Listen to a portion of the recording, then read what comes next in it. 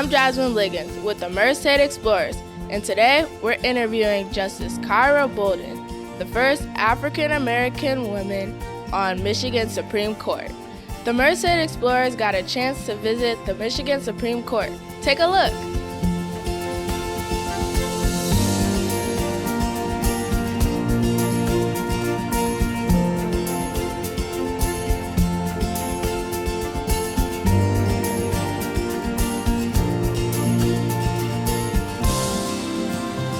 Wow, that was amazing. Now let's interview Justice Kyra Bolden. Hi, I'm Jasmine. For those who don't know much about your background, can you tell us a little bit more about your journey and what led you to being the first Black woman on the Michigan's Supreme Court? So my journey started in Southfield, Michigan, and yes, I did have a mom and parents that said, you know, you can be whatever you want to be, as most of you convey to your children if you have them. And I actually believed her. She said I could be anything, and I said, okay. And so then I went to Grand Valley State University for undergrad, and I know where I am, so it's okay. But I do consider myself an honorary West Sider.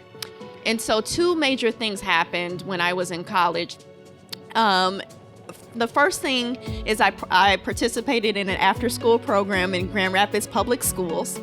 And one day this little girl runs up to me, a little girl that looks like me, and she said, Miss Kyra, can girls go to college? And I stopped and I looked at her and I said, of course girls can go to college. I'm a girl, I'm in college, I'm explaining, I'm speaking rapidly at this point because I'm just so taken aback by that question. And she turns to another little girl and says, after I said, yes, of course, she says, see, I told you. And so what people in this audience probably have gathered was her question wasn't whether or not she could go to college. It was, what can I be? She was asking me, what could she be? Now, controversial take, college is not for everyone, but you should be able to know that you can. And if you don't know that you can, then that's a limiting belief that you're going to have on yourself for the career and the type of life you want to create for yourself. So that was the first time that I really realized that how important representation was and how it's really hard to be what you cannot see. And the second thing that occurred was my great-grandmother, who I had the honor of having until almost the end of college, told me the story of my great-grandfather. My great-grandfather was lynched in Tennessee in 1939 after asking a store owner for a receipt. And he was beaten and castrated and thrown into the local river. And the coroner deemed it an accidental drowning. There's a documentary about this called Accidental Drowning that was put together by my family, and I think that it's really well done. But because of the coroner's designation, his murderers walked free. But that's what really prompted me to go to law school. I really wanted families to see justice in a way that my family had not seen justice, and I didn't really realize it until that moment. So as was stated, I went to law school at UDM. I practiced as a judicial law clerk. I was a civil litigator before I went to the Michigan State House, and most of that was focused on criminal justice reform. In June of 2021, Congresswoman Brenda Lawrence, who is Miss Southfield, asked me to run for Michigan Supreme Court. That might be a tidbit that you all didn't know. I turned it down because I wanted to have a family. And I thought it would not be prudent to run a statewide race while having a full-time job in the legislature pregnant. But I eventually changed my mind, mostly because of my daughter. You know, I didn't know how I would be able to look my daughter in the face and tell her that I passed up an opportunity for representation on the court and that her mother was too afraid to provide that for her and for all the children of the state of Michigan. I think it's something that they deserve. So I did run. I ran pregnant. With a full-time job in the legislature, didn't miss a day. Had my baby in the middle of the campaign in August 15th. Accepted my nomination for Michigan Supreme Court 6 days after birth. And I lost. Oh, no. Okay, well. We'll get to that. But yes, as Representative Morris said, after I lost, the governor did appoint me to the vacated position of Chief Justice Bridget Mary McCormick after she stepped down, and started on January 1st of 2023. So that is my journey to the Michigan Supreme Court. Can you explain a little bit more about your role on the Supreme Court? Sure. There are 7 justices of the Michigan Supreme Court. We all have equal voting power. Just a little bit of a day in the life of the role that I play. Anywhere between 150 to 200 appeals from the Court of Appeals per month that we have to look through them to see if there are any errors. If we think that there's an error, we hold it. It's called a hold. And we bring it to conference for discussion. So every week we probably will have between 15 and 23 agenda items, which we have to do a deep dive to see if the Court of Appeals erred. It is a very heavy caseload, a very heavy docket. We are not sitting there with our feet kicked up. But my role on the Michigan Supreme Court, we hear the most consequential cases that affect Michiganders. We're the last resort for so many people. And so I really take my job in my role on the court extremely serious, because we're the last resort for so many people. And what we do and say matters to the future generations of the state of Michigan. Hi, my name is Corey. Hi, Corey. Yes. Who are your mentors or people who impacted you the most growing up? That is a very good question. I have really had the opportunity to have great mentors. And I say that because I've always had mentors that were not concerned about me surpassing them in any way, shape, or form.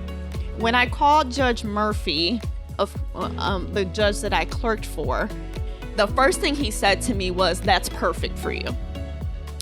And that's because he knew me, he knew my work ethic, and was in no way threatened by where I might be able to go, and just kind of saw the bigger picture. And I feel like I've had mentors like that as well. Judge Sheila Johnson, who ran for Michigan Supreme Court with Justice Bridget Mary McCormick, she's been one of my mentors, actually officiated my wedding, and was very encouraging of me. The partners at my law firm who let me take leave to run for state representative when they didn't have to. They could have just fired me when I said I'm running for, state representative. They said you can take a leave and you can come back if you don't win. And so Judge Stevens, through the whole process, has been very encouraging, and I'm so very, very thankful for her. So those are just some of my mentors. I don't have time to list them all, but what I will say is I'm incredibly grateful that there are so many people that have lifted me up as they climbed, and also have supported me in letting me flourish.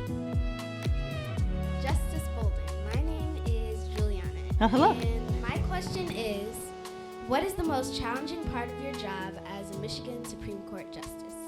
I would say, and it's not necessarily about my job, but we always talk about this work-life balance. I have a 1.5-year-old at home. As I explained, I had a baby during the campaign. And just learning my job while learning to be a new mom. At times, I will say that my balance was off. My balance was off. I'm a little bit better at it now, but both take an immense amount of time. And I don't say work-life balance, I say juggling, because whenever one ball is in the air, something else is dropping. And so I'm still working on it. I'm still working on it. Hi, my name is Skylar, and my question is, what is your ultimate goal or dream? Trying to get exclusives here. I just became a justice. So I know that I will be here for a while. But what I will always do is try to create space for other people and lift people up as I climb. And so what that looks like in service to the state of Michigan, with consultation from my family who allows me to do all this, it remains to be seen. But I'm just saying I'll just say now it's an honor to be in this space, and I'm going to definitely, while I'm here, do my best to uplift others in this space and continue to do that throughout my life, no matter what that looks like.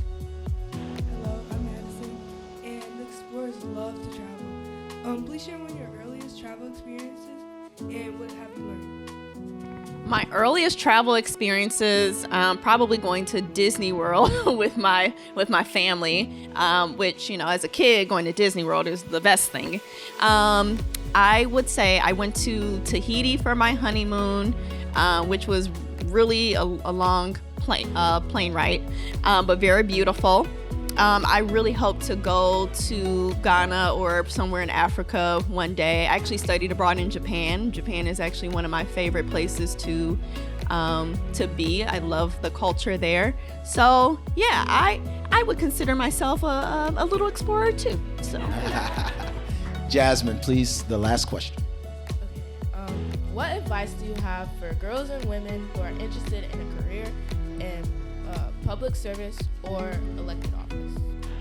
That's a very good question. So when I ran for state representative, and you all may be surprised to hear this, it wasn't necessarily well received by everybody in the community. I was told that I was too young. I was told that I was inexperienced to start with school board. And then the same things were said running for Michigan Supreme Court. I think what you have to really take with you is that God or your higher power will have an assignment on your life that people don't understand. And you cannot let other people's limitations of themselves or you dictate your actions, because some people will not be able to see the calling that is on your life. And you just have to stand in your square, stand in your circle, and not budge. If you think you're supposed to be doing something, then you do it. And don't let other people's limiting beliefs seep into your soul to change your mind. Now, I'm not talking about crimes or anything like that, But just understand that you will understand what your calling is and your purpose, and you can't let other people's opinions shake that. Amen. Can we give a round of applause to all of our ambassadors from Merze Tate Explorers? And again to Justice Bolden. Thank you for this amazing opportunity to interview you. See you next time.